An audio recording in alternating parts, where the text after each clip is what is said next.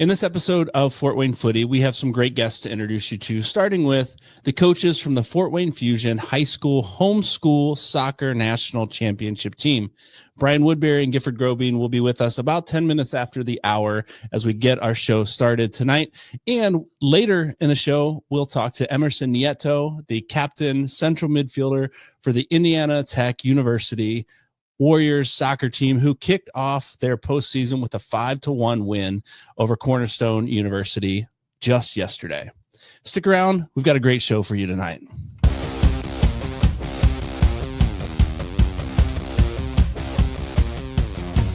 This episode of Fort Wayne Footy is brought to you by OmniSource, one of America's largest processors, distributors, and managers of scrap and secondary metals based right here in Fort Wayne. Check out their services at omnisource.com. Fort Wayne Footy is also brought to you by LaserX, the Midwest's largest laser tag and arcade. They specialize in birthday parties, corporate team building, youth groups, sports teams, and family entertainment. I've personally scheduled events at LaserX for each of those scenarios just mentioned and have never been disappointed. You can find them at laserxfw.com. That's laser with a Z. And if you get over there, be sure to tell them Fort Wayne Footy sent you.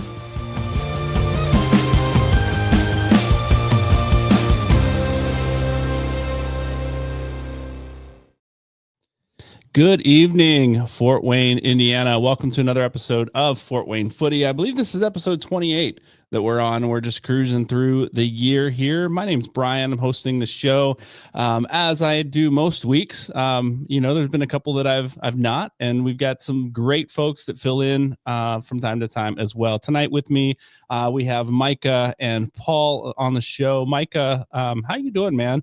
Good. Happy to be here, Brian. You had the day off, I think, from coaching and even watching soccer. Is that what you said earlier? I kind of went on a small soccer hiatus over the last couple of days. I did have to coach one game on Saturday, but tried to sit down Saturday morning, watch a little of the Premier League, and I think I fell asleep again. So I watched maybe 5-10 minutes of the game and just took a nap on the couch. So kind of nice to step away, but still excited about coaching and finishing out this year.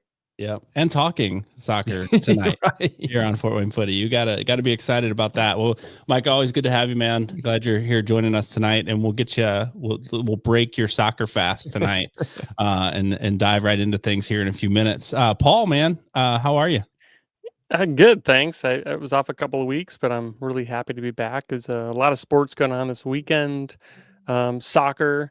We had some crazy finishes in soccer. Crazy finish. World Series was fantastic. I think the Bears might have won today against someone in a crazy finish. What Series? What? Yes, what is that? And who did the Bears play today? I don't remember. We also had some high school soccer. There's lots of high school soccer yesterday, so it was a lot of fun. Yeah. No, today I'll tell you what, guys. Like, it took a lot for me to muster up the energy to do this show tonight because the Bengals lost in spectacular fashion today. FC Cincinnati played Columbus Crew in round 2 or second match of round 1 of the best of 3 series and the MLS playoffs, and they dropped that one also in different kind of spectacular, but really spectacular fashion with a red card in the 39th minute. They dropped the game. I think it was 4-0 by the end. I turned it off. One shot on goal. I think it was a mercy shot they gave them. Is that what Todd had told us? Like, it was, yeah. I was not ready for this show tonight, but I'm glad we're here. I'm glad we're talking about other things besides Cincinnati soccer and Cincinnati football and all that, because we're here to talk Fort Wayne soccer. And we've got some good things happening here in Fort Wayne that we get to talk about tonight. I'm excited about our guests tonight. We mentioned in our intro, Brian and Gifford from Fort Wayne Fusion will be joining us here in a few minutes. And then Emerson Nieto, also mentioned there in the intro, is a player at Indiana Tech University, and has been a high school referee. So I don't know if you guys maybe have seen him on the field a little bit too. So excited to jump into it. But as always, as you know, we have to start with Soccer Moment of the Week. And Paul, I'll let you kick us off.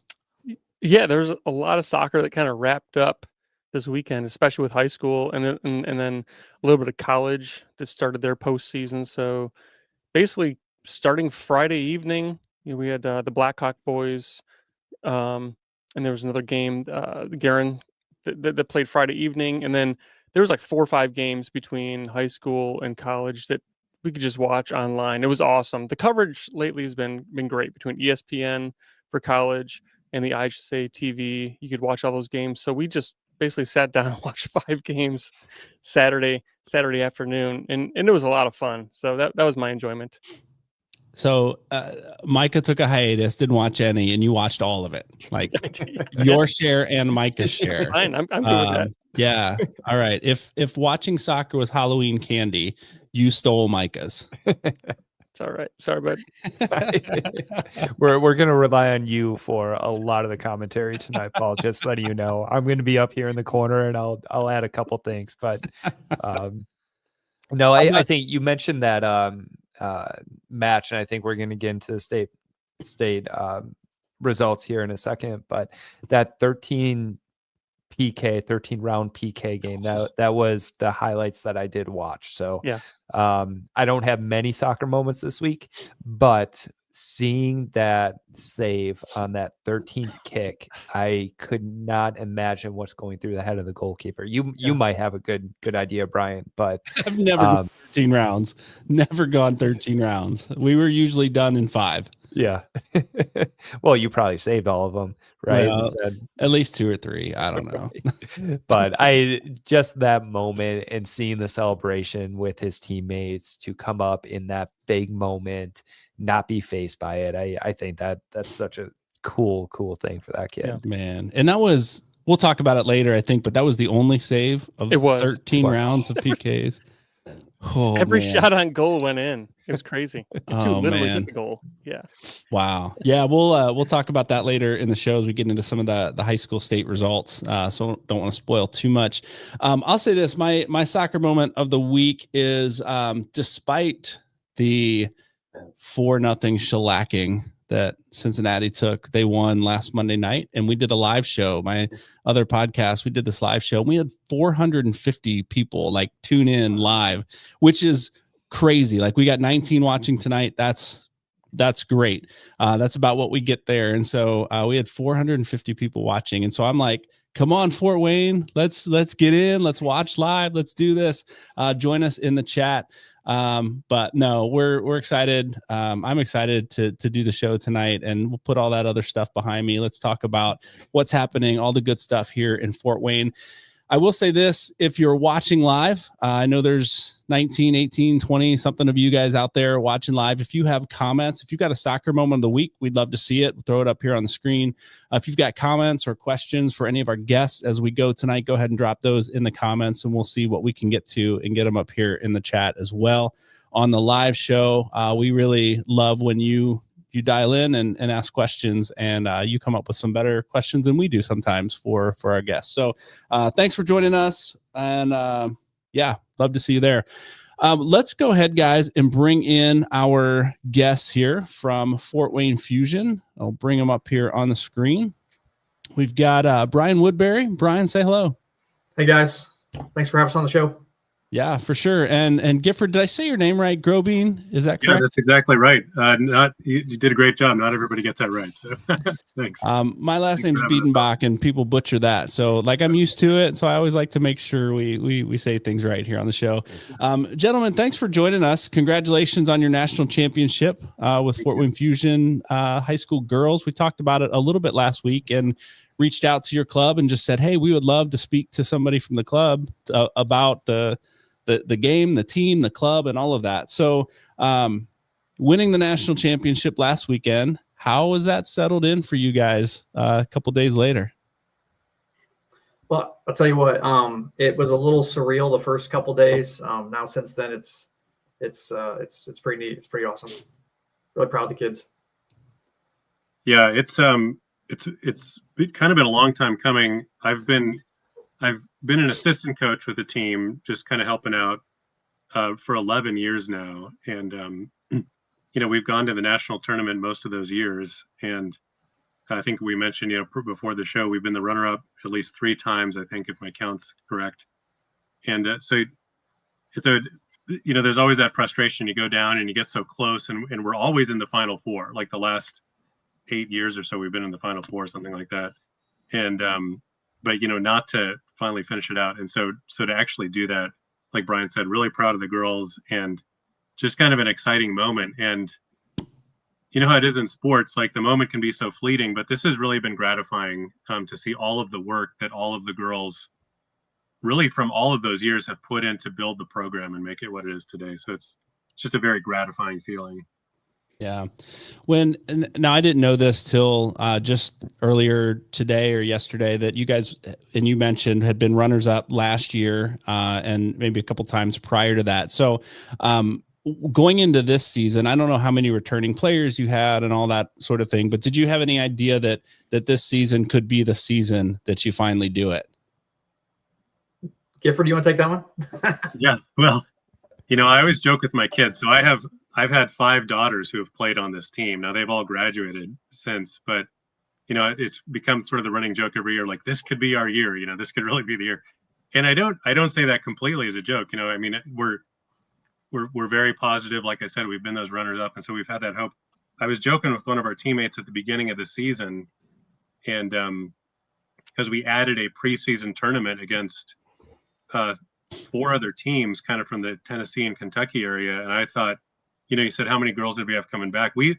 Ryan, you remember how many we had? About we had several graduate, and we had a lot of new 15-year-olds coming onto the team. So it was definitely a lot of turnover, and so you don't know how that's going to all pan out. And then I thought, with this big tournament right at the beginning of the season, I didn't know if that was going to be a lot of pressure on us, and if we weren't going to perform well. And the player just told me, like, no, we're going to take care of business. And the team went down there and they won all 4 games. And that tournament came back, and I said, that was great work already at the beginning of the season. And so really from the beginning, there was kind of that hope that this could be a good year for us. So, yeah. Nice. Would you guys tell us a little bit more about Fort Wayne Fusion as a whole, as a club? What is the club about? What do you try to accomplish each year? For me, being relatively new to Fort Wayne, I wasn't aware of Fort Wayne Fusion until a couple of years ago. Yeah, so Fusion started as an opportunity or a club primarily for kids that are homeschooled, that allows them to be able to play competitive soccer, more than just a rec league, like a St. Joe or a sport club or whoever. So it allows them to play in a competitive environment, allows them to play with other homeschoolers, and it really allows them to build friendships and build lifelong, friendships with those of a similar community. Our strive is to do so and allow them to play, other homeschool teams around the state and around the country, and then really just get some opportunity to get together, socialize together, and play a competitive sport. So do all of your girls play, or boys? Is it exclusively during that high school, like, fall season, or is there like a year-round option where it's kind of a hybrid of high school players plus kind of a club type atmosphere? Yeah, it is a club. So, originally we started primarily just high school. It's since expanded. Basically it's available to kids from 10 to 19. We started initially, with just a couple teams in a high school. We've added since a junior high or a 14U, and then now we even added elementary or 11 and even a 9U. So it's really started to expand. Homeschool families, one thing we're kind of known for is having a lot of kids. So usually the younger siblings, they want to play too. So we've just kind of expanded as the families have expanded, and really, I think when I joined, I don't know, 6, 7, 8 years ago, I think we had like 70, 80 kids. And I think this year we were pushing that 200 envelope. So we were like right up to 200 amongst multiple different teams, multiple different ages. And what used to be just fall now has transitioned into a little bit more year round as you want to. I mean, nothing's required, but we do a winter foot skills. We do a spring league. We usually partner with a local rec league. So some of the younger kids get a chance to play. And then, as we were talking about earlier, the high school teams, we've joined the summer league. So we play against some of the local high school teams over the summer. And then our fall season starts in July and then runs through basically end of October. Well, I know your daughter for one, and some other kids also play club on different teams as well in your quote off season as well. Correct. Yeah. And I mean, then, so obviously, during club season, those players, club's their priority, and then Fusion is kind of a secondary, but during that, that high school season, we really expect them to kind of focus on the Fusion teams. Cool. I know that we talked a little bit earlier. Our kids, at least Mike and I, our sons play on the Fort Wayne Sport Club team, the 2009 Osnabrück team, and we played some of your boys' teams in outdoor and some friendlies as you guys were preparing for a tournament, and we were preparing for a tournament. So it's good to it's been good to play there. And then we've seen Fusion teams pop up in the Fort Wayne Futsal League over the winter. And it sounds like you guys have really expanded your options here in the last couple of years and gotten players into some different aspects of competitive soccer. So it's been fun to see more teams and more clubs in those areas as well. So Paul kind of asked it about your season, but what does your season look like? What does it involve? Do you play a lot of locally, or do you guys travel to play? You mentioned other teams from around the state and around the nation. Like, how far do you travel when you play your regular season league games? Yeah, so we play a mixture of teams. We play a lot of homeschool teams from around the country. Gifford mentioned we did an early preseason tournament. That was the first one we've done. That was down in Lexington. We play teams from around the state of Indiana. I think Gifford, there's 10 or so clubs around the state. If that, but about something like that. So there's a few in Indy, there's Bloomington, there's Lafayette, and so we'll play kind of a home and home. So sometimes we'll go there, sometimes they'll come to Fort Wayne. We usually do an end of season or a state tournament that can be in varying locations, and then we can play a final, nationals tournament, and that's usually down in Chattanooga. In between that, we'll play some high schools if we can. We don't get a lot of those games. So what we've actually done here, and I think that's helped us a lot as far as our competitive level, is we've actually been scheduling some reserve college teams. So we'll play Trine, their JV team. We'll play Indiana Tech, their reserve team. And it's really shown the girls that, kind of that next level of competitiveness, because some of the homeschool teams, as you guys know, playing high school, they're not, sometimes some are really good, others aren't as good. So we found the college teams really help us to prep and prepare for that national tournament. Yeah. Let's talk for a minute about that national tournament. Traveled to, I believe it was Chattanooga, Tennessee. And you talk about some of the competition and level things that you've played getting ready for that. But how many teams are there? I think you guys played 4 matches, I think I heard. But how many teams show up to this national tournament that you play in every year, or when you make it there? Yeah, so there 18 girls teams. There are 35 boys teams. So the boys, there's quite a few. But yeah, 18 girls teams, and they've gotten to the point in the last few years they've broken it into 2 divisions, and the tournament's been going on long enough. They try to keep track of scores, and you have to report your scores and all that. And so sometimes we've even played each other during the season so they can get a sense of common opponents and competition. So they try to seed everybody beforehand. And all things considered, they do a pretty good job at that, I think. So usually they break it down into a Division 1 and a Division 2. And so the Division 1 that we were in this year had 10 teams, and they don't actually ever tell you what your seed is. Okay. But you can kind of tell, because they always put the schedule together the same way every year. So you can kind of tell where you are.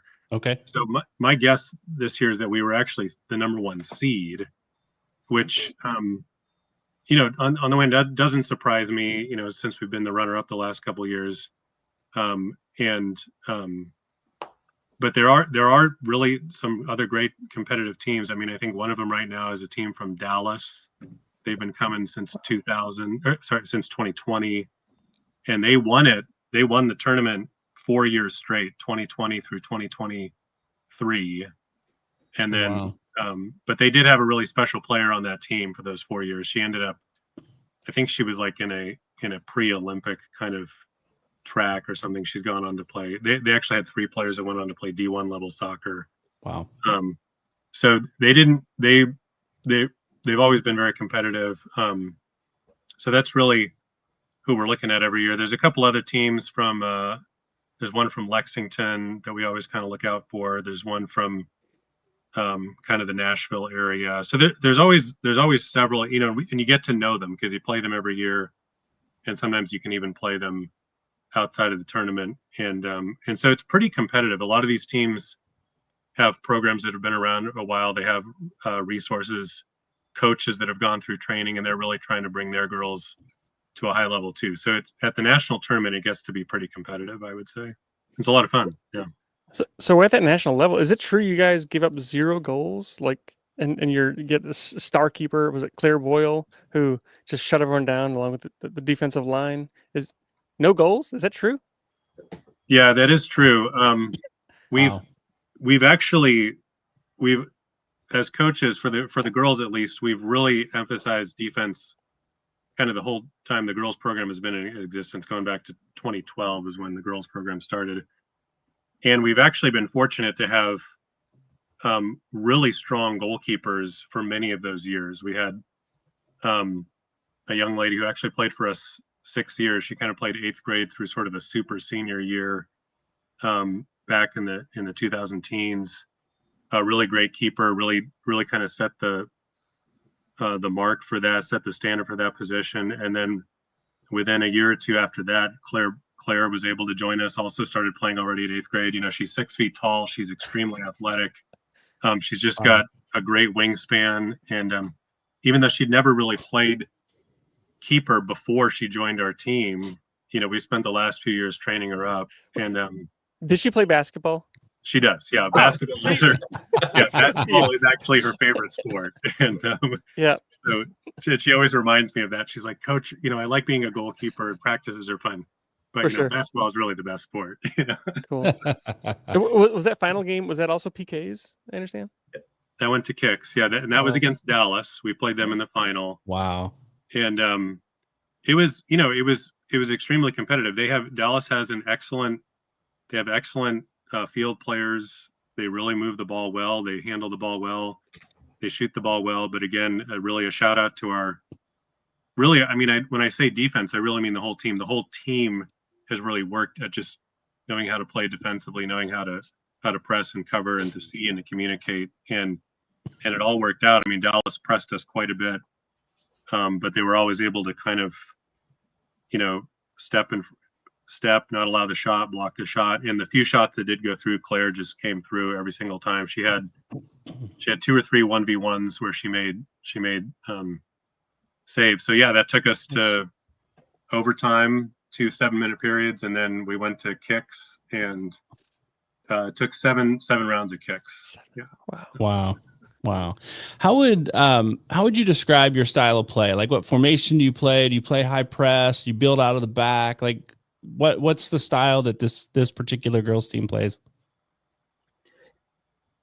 Yeah, do you want to get that one, Brian? Yeah. So we actually play a couple different styles depending on who we're playing. So typically we kind of started and we've been running a 5-3-2. So to Gifford's point, a little more defensive in nature. As we started to progress, last year, as he mentioned, we lost 2 great center backs. So the big question this year was kind of who's going to fill that center back role.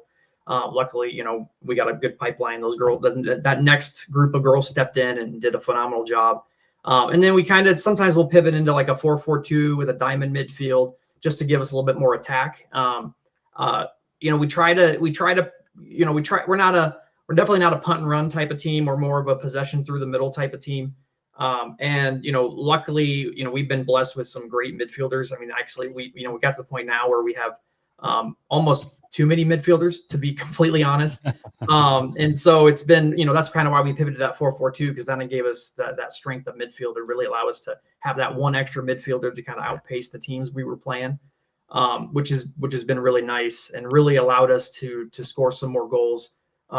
We didn't quite surpass, a couple of years ago, we had probably, one of our best teams ever. They were scoring goals left and right, but I think this year we ended up scoring 71 total goals. We averaged about 3 per game. So, and then when you're when you're only allowing 5 all year at like 0.2 a game, it really helps you to take control of some games. And by the way, we did have, out of 24 total matches, we actually had 19 shutouts. So that defense definitely was locking people down. That's incredible. So the 5-back system that you play, is that more of a pack it in and we'll counter when we go, or do you play the complicated like wing back system so your outside backs are hustling their tails upfield too and sending balls across? That is the goal. Yeah. Sometimes that works better than others, but yeah, the expectation for a wingback for us is to be, pretty much, as I say, on their horse pretty much the entire time. And luckily, we had girls that had great stamina, and then we had a couple more that we could sub in if they got tired. And so that was the expectation, that they're running up and down the field, sending balls in to the forwards as it allowed. Tell me about this Allie girl. I was just going to say this real quick, Paul. Like, I'm impressed. Like that 5-back system is a complicated system for younger teams to learn and to play, because there's so much required of those wing backs that. So yeah, I love that you guys have been playing that and have the ability to shift around to play the 4-4-2 diamond and attack that way. Well, one of those wing backs is so Claire Boyle's sister, Anna Boyle, plays one of those wing backs. And she's quite athletic as well. They're a pretty gifted family, and the couple others that play on the other side also just very gifted and talented. Yeah. So. And I know Gifford mentioned this earlier, but even them pivoting between, I know he mentioned it at one of the games during nationals, is it was impressive to me that this team had a very high soccer IQ, and we could tell them or coach them or see something at halftime and ask them to make an adjustment, and they did a phenomenal job of understanding what we were trying to communicate and then implementing, and then we would see that in that second or that next half. And so they did a great job and had a really high IQ for soccer. Yes. Yeah. Sorry, Paul, you're going to ask a question. Go ahead. Yeah. Well, I know your daughter, Allie, and she always had a great motor when she played with my daughter. And so those wings and moving up and down sides remind me of something she would be doing very well. And I also understand she had a good award at the end of the tournament. Is that true? Yeah. So my daughter, Allie, she actually plays holding mid for us, Paul, because we need that, her defensive prowess, and that's usually where she would play. But yeah, she was actually, so the other teams, coaches, and then the officials at the matches, select a couple players from each match, and then they kind of accumulate all the votes. And at the end of the tournament, they select what they call an all-star team. And so yeah, my daughter Allie was the Fusion's all-star selection. Congrats! Thanks. Yeah, she worked pretty hard. Congratulations. Yeah, that's awesome. Now back to the tournament for a second. I don't want to lose sight of this. I'm a coach as well, and these guys are coaches, and coached in competitive games and competitive tournaments. And there's seems to be a moment in those times when your team really starts to believe they're here to compete. They want to play, they want to fight. And you said they felt like that from the beginning, but in the span of the national tournament, was there a moment where you just saw the girls kick in, galvanize together and say, this is it, we could actually really do this and pull it out this year? Or was that on their minds locked in when they started the tournament? I'll let Gifford answer this one as well. But I guess one thing I noticed is one of the teams we played was out of North Carolina, the second game on Friday, and they were a complete unknown to us. We knew their boys program had won the nationals tournament on the boys side the year before. So, there was some assumption that they were going to be pretty good as well. And so we got selected to play them that second game. We ended up, pretty much dominating that game pretty early on. We had a goal within the first, 10 minutes. We had another goal within, the first 15. So we were up and cruising pretty quick. Final score on that, I think, was 5-0. Yeah. So I think after that one, they realized, we can compete and have, we can play pretty well against most of these teams. So personally, that's where I kind of saw the team really start to lock in and be like, okay, this could be a different outcome than years past. Yeah, I would agree. That's a good spot in the tournament, Brian. Also, I would say probably kind of midway through the first half of the final against this Dallas team, every other time that we've played Dallas, they'll come out and they'll get a goal on us probably within 10 minutes, like the first 10 minutes of the match. And so, you know how that is. It's just disheartening. And you get in your mind that happens a couple years in a row. And then, but that didn't happen this time, and they're pressing a lot, but they're not getting their goal. And I think the girls there's a way in which this team was really mentally strong anyway. They had a lot of self-confidence in the right way. But then when they saw that working on the field, that just boosted their confidence more and more. And you could tell the whole tenor of the match, I felt like, was shifting in our favor the longer it went on. Not by a ton, right? I mean, we didn't score on them either, but I think mentally they were growing in their confidence as the game went on. Once we made it through that first 15, 20 minutes, I think. Yeah. Well, I remember. So speaking of that, Gifford, I remember too, Claire making that diving to the right save. Like, I mean, that was very early. Yeah. Dallas player, good on her. Turned, took a one-timer, just ripped it hard, and Claire just gobbled it up, and you could tell that whole team was like, "Oh, really?" So that was probably a big moment as well. Yeah. Yeah, those are fun moments to watch, to be a part of, and especially as a coach, to watch your team really say, we could do this, right? And so once again, congratulations on a great season. Congratulations on winning the national championship. After being there multiple times, you finally did it. Way to bring it home. If people are interested in finding out more about Fort Wayne Fusion, maybe they've got homeschool children looking to play, or they want to come catch a match, find out a little bit more about who you guys are, where's the best place to point them? Yeah, so best place would be our website, fortwaynefusion.com. They can check us out there. We also have a pretty good Facebook presence, so if they're still on the Facebook, they can reach out to us there as well. But the website's probably the best spot, and there's a contact us page, and you can get a hold of us via email or what have you. All right. Brian, Gifford, thanks for joining us tonight. Congratulations once again, and we'll look forward to following you guys through your winter season and spring season and all that too, as we expand our coverage of soccer in the Fort Wayne area. Thanks for joining us tonight. Yeah, thanks so much for having us. We appreciate it. Thanks, guys. All right.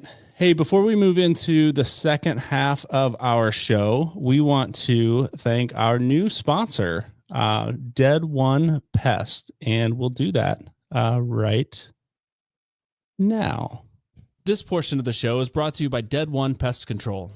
If you've been looking for a local pest control service in Fort Wayne and surrounding communities, look no further than Dead One Pest Control. They work with both residential and commercial clients to get rid of all types of pests, including those dreaded bed bugs. No job is too big or small for them to handle, so you can count on their capable crew for whatever local pest control service you need. Reach out today to schedule an appointment at deadonepestcontrol.com. And remember, the only good pest is a dead one. Clever little tagline there, isn't it? Yeah. For Dead One Pest. Yeah. Thanks to RG and Jeff over there at Dead One Pest Control for sponsoring the show tonight. Grateful for you, and just allows us to do the things that we do, the live shows here on Sunday nights and the live in-person shows like we did at the Fort Wayne FC brand reveal party a week or so ago. So yeah, that was a fun interview. It was good to have Gifford and Brian join us tonight, but there were some other championship matches this last weekend, starting with the Blackhawk boys, the boys 3A state title on Friday night, or 1A, I'm sorry. Blackhawk 1A, boys was 1A on Friday night of all times, on Halloween night. And I understand it got started an hour late too. Like it was an 8:30 kickoff that got started at 9:30. Is that right? Yeah, it was supposed to. First of all, I'm like, that's a terrible time. It's getting like the cold time of year. 8:30. The forecast was like 45 degrees, and it was also rainy for that game. And then the game there's 6 total championship games, 3 boys, 3 girls, and so they did 2 of the boys on Friday night, which I don't understand. But the first game went into an insane number of PKs, so that's why they got delayed so far into the evening. Oh, I didn't realize that was the same night that they played. Okay. All right. And that game, Garin Catholic and Bishop Chittard, is that the one? Correct. The boys 2A state championship went to 13 rounds of PKs. Let's we'll put that on pause because I want to talk about Blackhawk for a minute. We've talked about Blackhawk all season, and they finished it out with a 3-0 win over it was Covenant Christian, I believe. Is that correct? Out of Indianapolis? Do I have that right? Oh man, I have that wrong. I could be misspeaking. I think that's what it was. Anyway, Heritage Christian. I don't know. I can't remember. I'm gonna stop. Covenant talking. sounds right. I believe. Again, I went on a soccer hiatus this weekend, so I didn't pay a lot of attention to it. I'm sure someone in the chat can correct us here. For some reason, I am blanking on who Blackhawk played. Indianapolis Cecina. That Yes. Okay, it was the other Covenant. I think is who they played. Yeah. In the one. Yeah. Anyway, in the semifinal. Yeah. So it was 0-0 at halftime, my understanding, and we had a hat trick in the second half of that game. I believe the name is escaping me. Nebus. Yeah, That's it. Yep. Yeah. And so.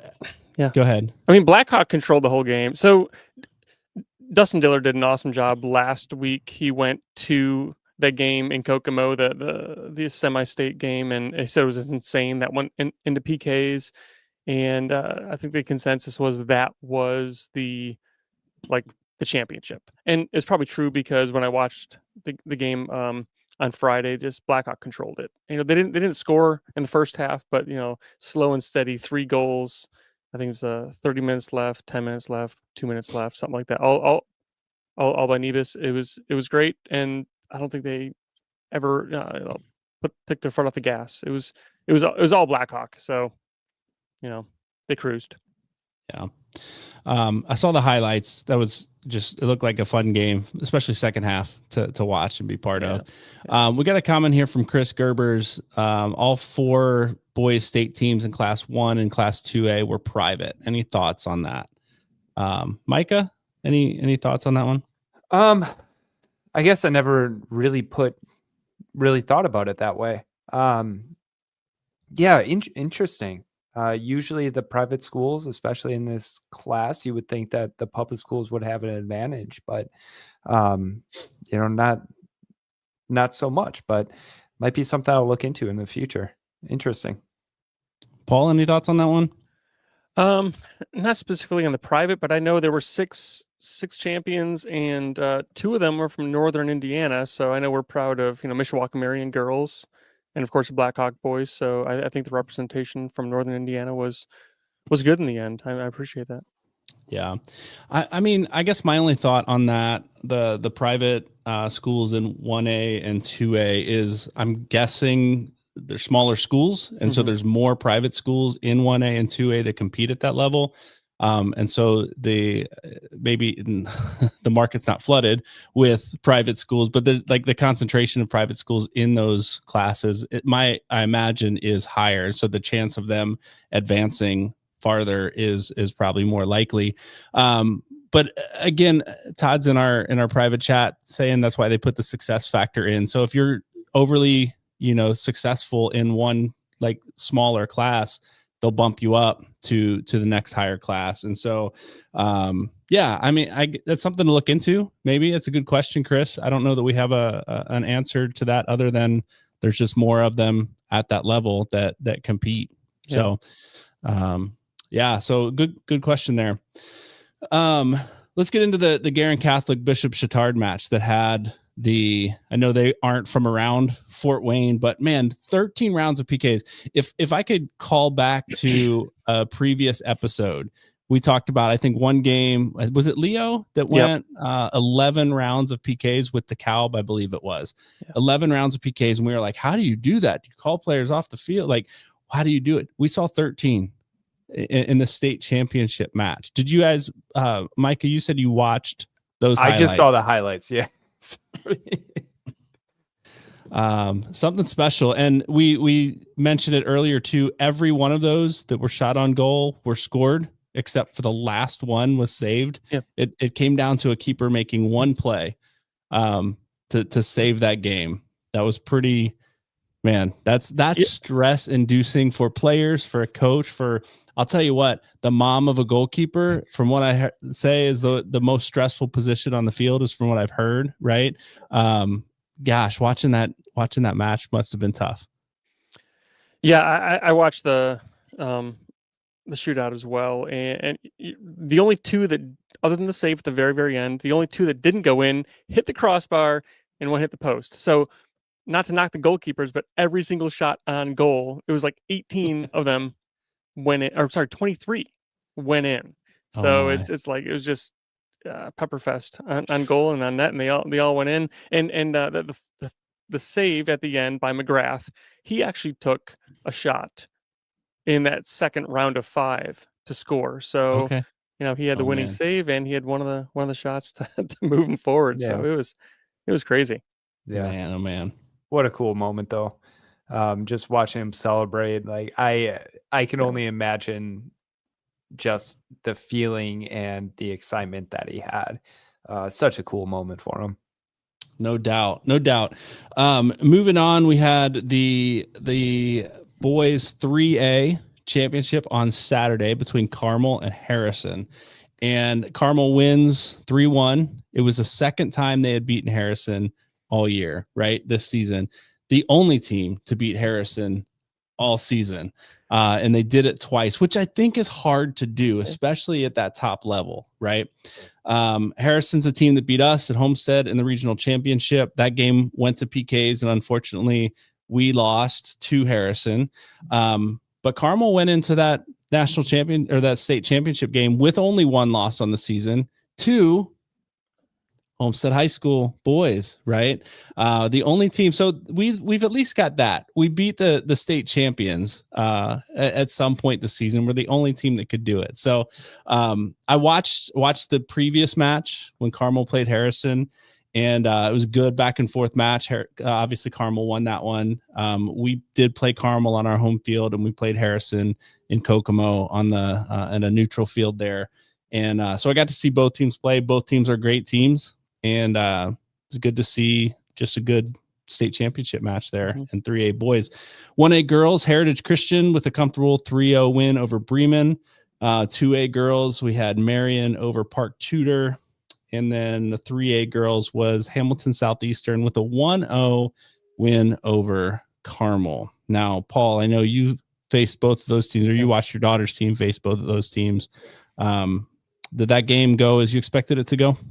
Not exactly. So you talk about the Carmel boys, we talk about the Blackhawk boys, where both those boys teams kind of controlled the game and just ground out, and they won, and that's kind of how the game went. But going back to the 2A Park Tudor one, where Park Tudor, they controlled most of the game and gave up 3 goals, so whatever, and then you come to the Carmel HSE game. Carmel controlled, I'd say, most of that game and gave up kind of a fluke goal, and HSE won.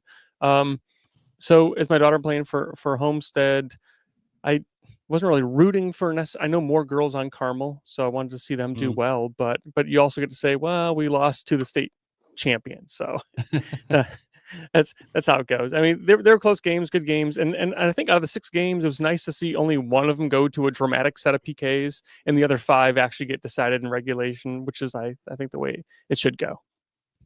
Yeah, I always like to see games finish in the run of play. Yeah. But again, I'm a sucker for PKs, so let's do it. We've got a couple college games we want to get to here in just a moment. We do want to remind you, if you're a fan of Fort Wayne Footy and want to help us expand our offerings, that Patreon is a good way to do that. Your support gives you additional access to content and live chats that we've been talking about. We need to schedule here. We got $5 and $10 monthly tiers if you're interested in joining us there. We also have one-time donations if you like what we do and want to support what we do, but don't want to support on a monthly basis. We've got $15, $30, and $50 one-time donations you can contribute there. There's a link in the description of this podcast. If you're watching on YouTube or you're listening later in the week, go ahead and click that link, choose your tier, and we'll see you on the other side.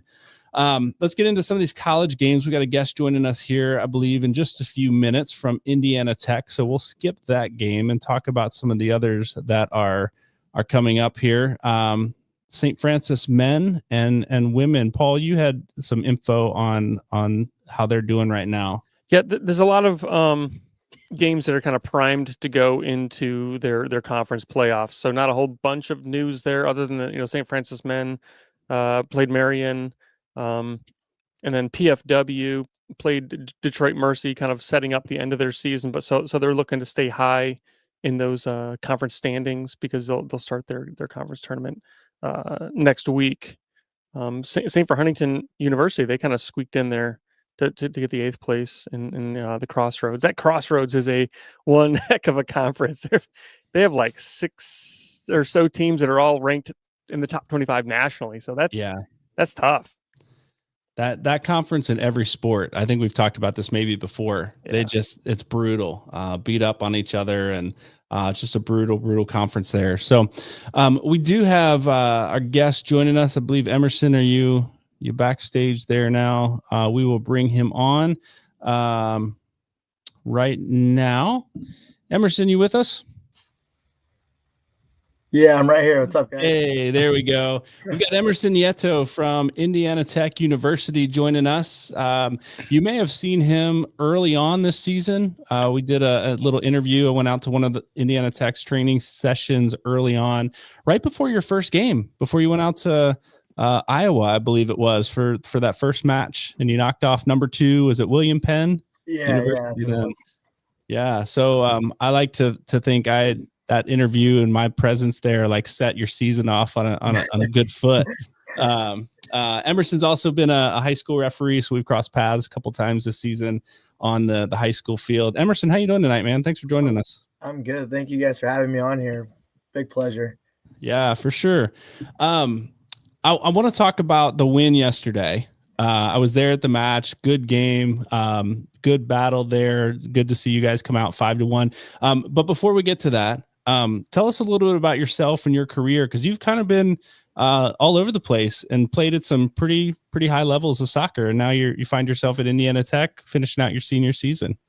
Yeah. So I'm originally from Fort Wayne. I grew up playing here at the local club. I played at Fort Wayne United. Used to be called Fort Wayne Fever back in the day, but then Fort Wayne Citadel and Fever merged together, which is now Fort Wayne United.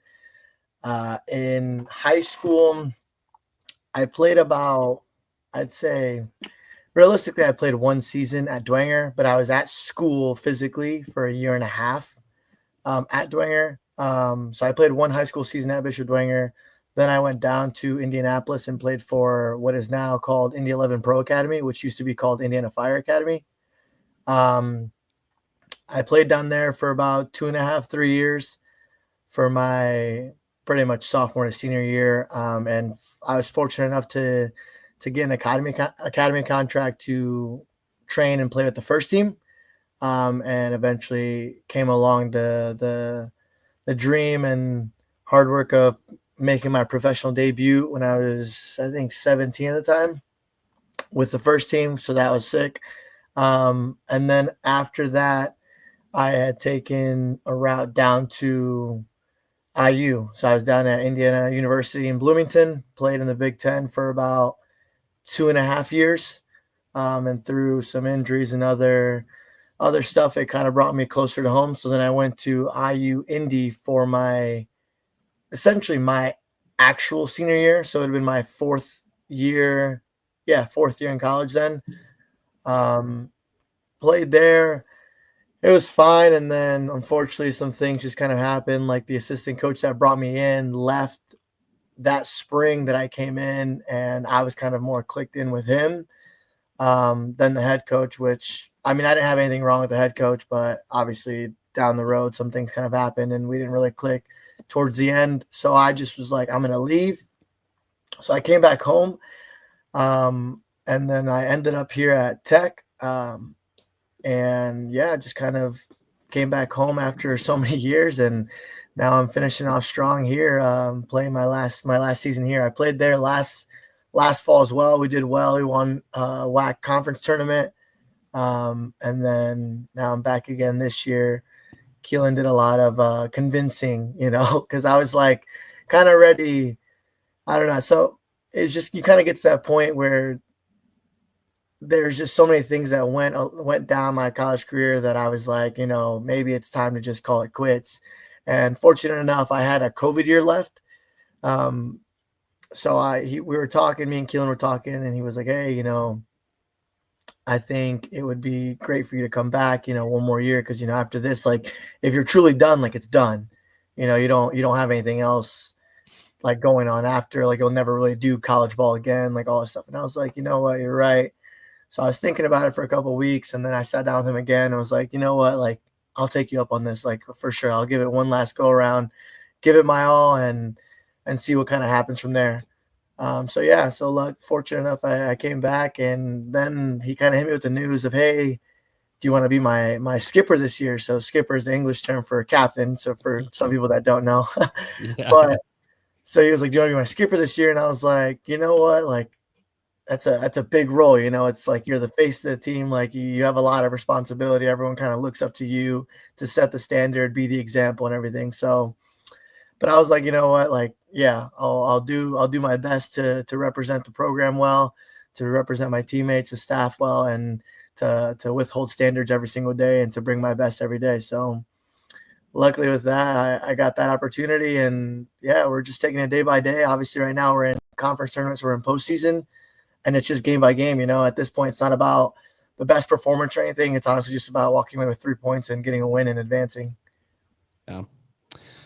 Micah Paul, I got more questions for Emerson, but jump in if you got something. So what's next? So you referee, you're skipper now, and your senior year. Do you see yourself playing beyond this year? Maybe coaching beyond this year? What do you see for the future?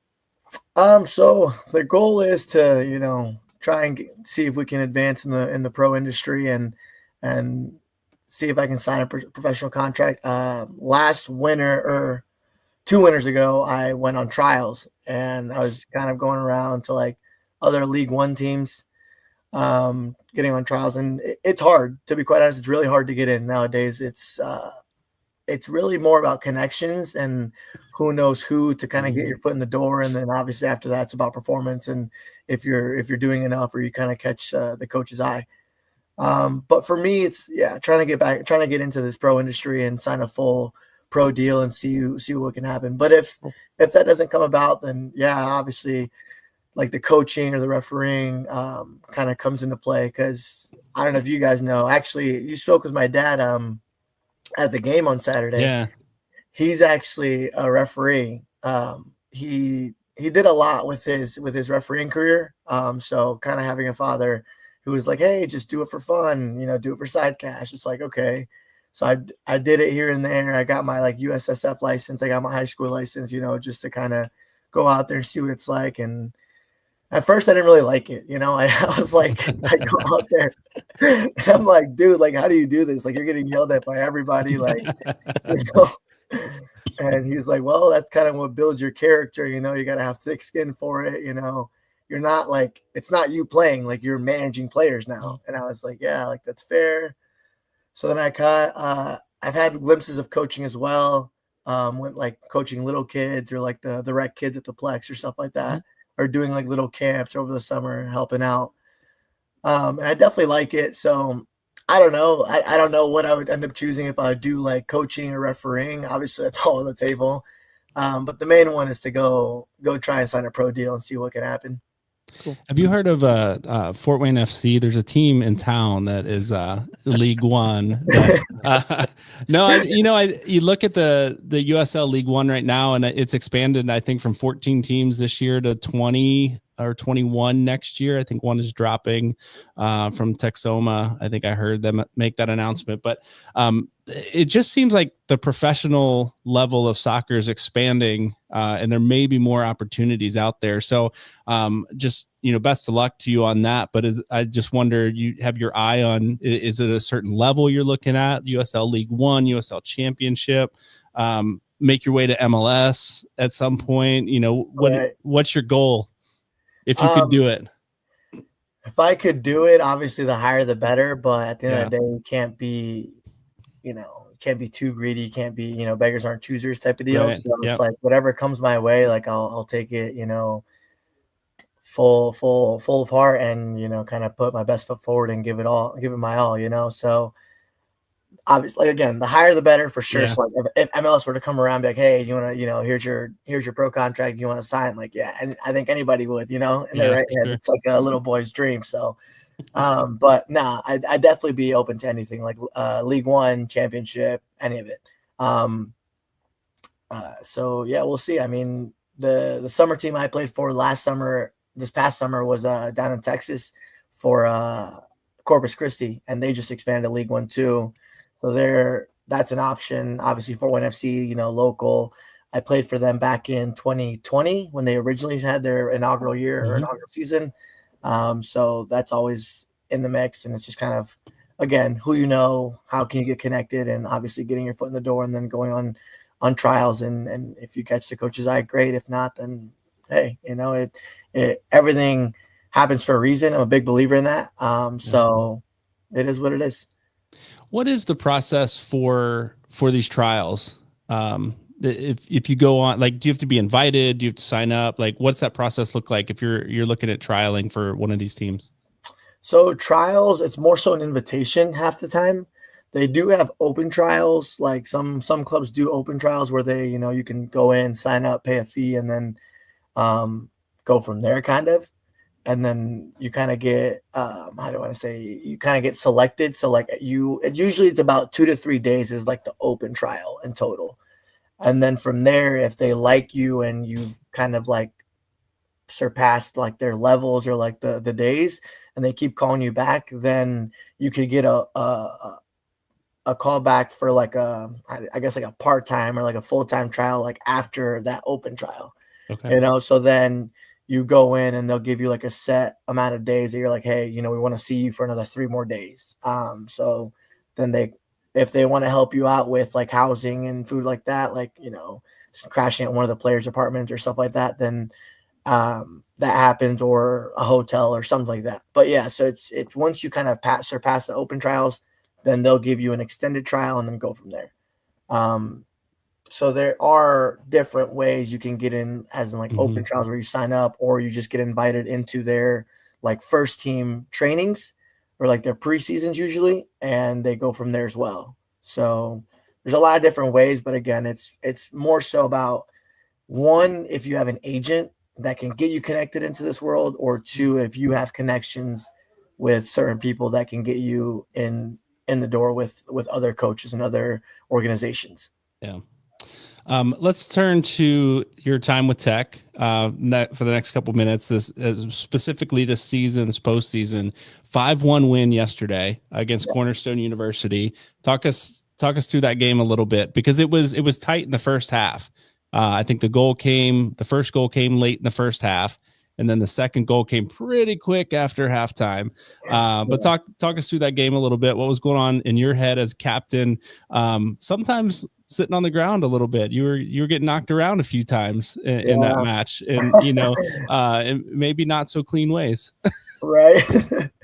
No, I mean, it's part of it, but the game, I'd say, is obviously postseason comes around, and once you play these teams, you play everyone once in a year because it's conference. So once you play them again the second time around, they usually kind of have a different game plan, So the first time we played them, they were pretty aggressive, pretty like man-to-man. This time around, they kind of adjusted their press a little bit and how they wanted to kind of close down the middle more. Because if you look at how, I guess, we kind of play, we like to play through the midfield a lot and kind of connect and then break lines and move up the field. So what they did was they kind of dropped their 9 into the midfield line. So they overloaded their midfield, which caused havoc for us, because then we go man-to-man everywhere. And it's like, now it's like our strikers have to do more work, or like our wingbacks have to do more work. So it kind of threw us off a little bit for sure. So it's frustrating in the first like 30, 35 minutes until we had the opening goal.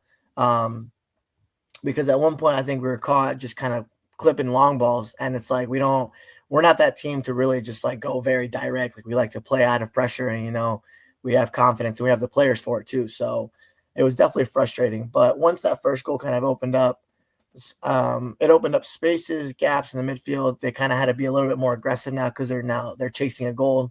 And And then luckily it's like 5 minutes until halftime. So then we go in at half, have a team chat. Keelan gives us a little bit of tactics and where we can exploit spaces and who's like the open man or what's the open space on the opposite side of the field or higher up, wherever it could be. And then, it was just more about winning seconds, winning duels, and then connecting passes forward quicker and covering ground quicker. So after that second goal early in the second half, it kind of it was opening up more and more there. The game kind of expanded. And was that the game plan? Like, go steal the opening kickoff and score, like, and then we'll be all set. we definitely talked about having a fast start. So I mean, that was definitely in the game plan, but that fast, I don't think none of us expected it. But I mean, at the end of the day, once we get those chances, we got to capitalize. And certainly enough, Mark put that one away. So it definitely put us in a better spot. And like I said, it opened up more space, and now they're chasing. And then later on in the game, I think they got a red card too. So now a man down, just kind of, again, opening up more space. They let us play a bit more. So then we kind of got comfortable and kind of got into a groove. So it was good. Definitely rough start, but we eventually got a rhythm and got going. And then obviously the goals came as the game went on. So it went well. So what's next for Tex? Who do you have coming up? So now we play UNOH on Saturday at 1 p.m. as well. So that'll be a big game. We at played home? them at home, yes. At home, okay. So we played them first time it was like the second or third to last game of the regular season. And they're a good side. They're a very good side, respected side. They have one of I think they're like top 5 in the nation for like offensive team in the country or whatever, because they have a lot of goals this year. So they're very good. Our game plan the first time we played them was we kind of executed very well. I'd say we almost had like a perfect game. So it went well for us, and we came out with it was a 4-1 win. But obviously now, again, second time around, it's going to be, they're going to come in with a bit more bite, a bit more fire. So we got to just prepare well. And, this week of training is very important. Everyone's got to focus, know their roles, and, execute the game plan on when Saturday comes, and then walk away with another win and keep moving along. Yeah. Well, Emerson, thanks for joining us tonight. I know we've been teasing for a while, like seeing you on reffing our high school games. Like, man, we got to get you on it. We got to get you on the show. So saw it as a good opportunity, and it was just last minute. So thank you for joining us last minute tonight on Fort Wayne Footy, and good luck Saturday. If anybody's listening now, watching us live now or later this week, when you get around to listening to your soccer podcast, be sure to mark 1 p.m. on Saturday at Warrior Field at Indiana Tech for the game against UNOH. Should be a good one. It was fun to watch yesterday when I was out there. I hope to get out there again if I can on Saturday to cheer you guys on to victory over UNOH. Emerson, thanks for joining us, man. Good to have you tonight. Thank you guys. Appreciate it. Appreciate your time. Thanks again. All right. We had some good guests tonight on the show. Lots of good things happening in Fort Wayne soccer. And any last words, Paul, Micah, before we close out tonight? Busy week. Busy week. Busy week. I don't know if you guys know this, but when you like shake your head side to side or nod up and down, people don't hear that. So it's just dead air. So anyway, just for future reference, just reacting. Rookie mistake. Sorry, Brian. I know that's all right. That's all right. But no, we got a lot of good stuff to talk about next week too. We've got Summit City United news. They're getting started. The men's team is getting started November 15th. So just a couple weeks from today. So we're moving out of one season. Like we did this when Fort Wayne FC finished this fall and our late summer, and then high school season started. Now high school season's over, and we're moving into a whole new season with college specifically postseason, and then Summit City United Major League Indoor Soccer starting up here in a couple weeks, and then the women's side starting up in January. So we'll have more news about Summit City United next week for you. Remember, next week is the all-district weekend, November 8th and 9th at Fishers High School. If you have any players from the area we mentioned on last week's show that you'd like to go down and see, all games start at between 8:30 and 3:30 p.m. at Fishers High School. We'll have the schedule. Maybe we'll post a schedule on our website so you can go there and check it out. Other than that, guys, thanks for joining us on this episode of Fort Wayne Footy. We've got a lot more soccer to talk about next week, and we look forward to sharing that with you. Thanks for listening. Thanks for watching. Thank you. Yes.